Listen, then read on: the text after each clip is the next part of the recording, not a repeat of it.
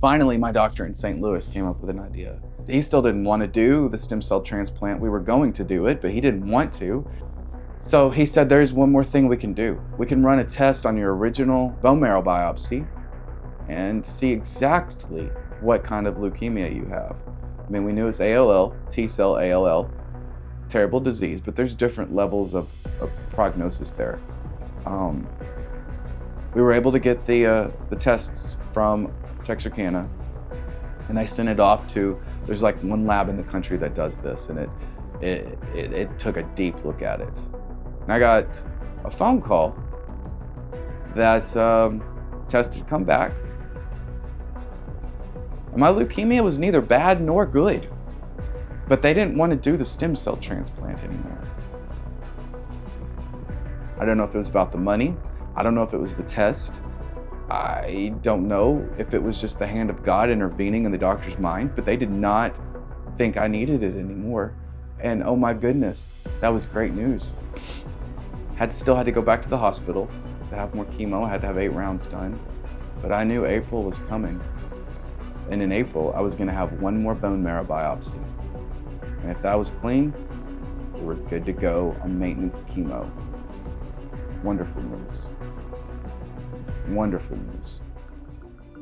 But I still had leukemia. This was still definitely gonna come back. It was still gonna be bad, all the things, you know.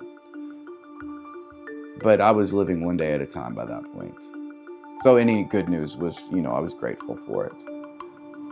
I finished my last round of chemo, I think in March or April. I don't remember the exact date, probably March. I went home, ended up with an infection. I had to go back to the same hospital that had originally diagnosed me. This time their mess up was that although they were administering IV antibiotics, they were administering it to the floor instead of into my tubes. So it wasn't doing anything. So I was laying there dying. After all of this, I was laying in that bed dying. We figured out quickly, you know, it was like one round of antibiotics that were on the floor. So they figured that out quickly and plugged me back in, and I started getting better. I started getting a lot better. My white count was coming up naturally because of the Neulasta and all of that stuff. And it was healing the infection. The antibiotics were healing the infection, and I wanted to get out of there. It was the Saturday before Easter, and I wanted to go to my parents' house on Easter.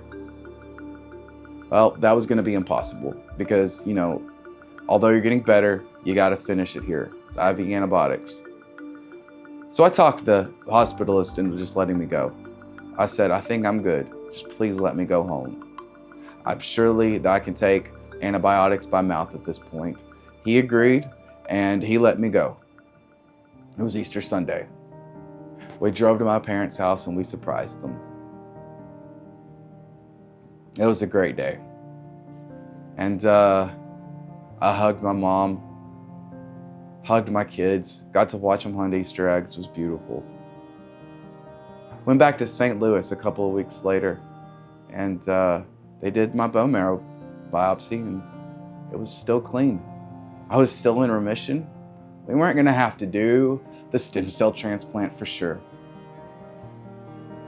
Went home, had to go to the doctor in Little Rock because I still had to be put on maintenance chemo. So that's the day they did all that. And they took the PICC line out of my arm that day, which I hadn't bathed this part of my arm in like 8 months. So I was really excited to get that off. They pulled it out. My wife needed to watch. She watched it. I didn't look. I can't handle that kind of stuff. We left the hospital. We went and bought tickets to see Brad Paisley. We got nearly on the front row by chance for a half price. It was great. It was such a great day. They put the date on the screen and I took a picture of it. I think it was April 12th. It was the best day. It was the best day. Things were looking so up. It was gonna be good. And it was good. God had seen me through that dark period. I was gonna have to stay on maintenance.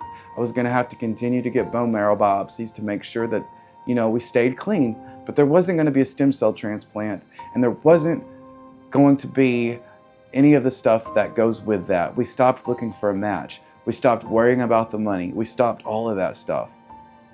I just went on maintenance chemo, which still required that terrible prednisone, still required that methotrexate, but my goodness, it didn't require the Neulasta, and that was great. Later that summer in 2018, I was at the local doctor's office here just getting blood drawn. They had to keep checking my blood every couple of days because I was still on maintenance chemo and it was still all fresh and new. They had to make sure I didn't need blood transfusions and all of that. I got a phone call from my dad. My mom was supposed to pick me up and take me that day. And he called me, he said, can you make it by yourself or can Shannon take you?